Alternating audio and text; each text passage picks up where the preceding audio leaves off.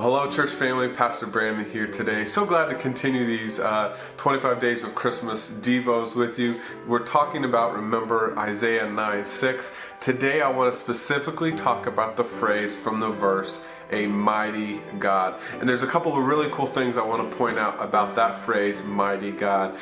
You see, the early church understood Jesus as being omnipotent. He was all powerful. They saw with their own eyes how Jesus controlled things like the raging storms at the sea, how he controlled the water and was able to walk on water. Jesus had all power over natural elements. Of course, he also had power over the body, over health itself, over disease and sickness. And when he instantly healed people like the woman with the bleeding disorder, or the man who was able to walk, and the blind, Jesus had power to heal even sickness itself. And of course, in some of the most amazing miracles, he raised people from dead. And of course, at his death and crucifixion, did that himself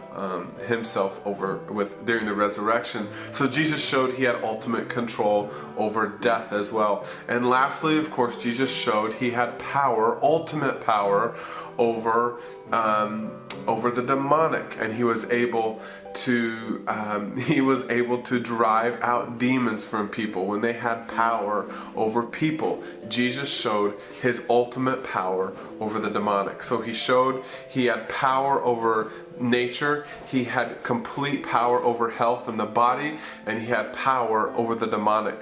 The early church saw and was witness to those things. So there's the description of Jesus' omnipotence, his all-powerful nature.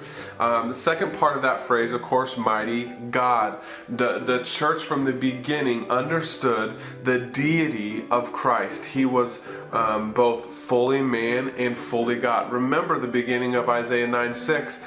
For to us a child is born, to us a son is given. We are talking about the Son of God here, and yet he's described as a mighty God.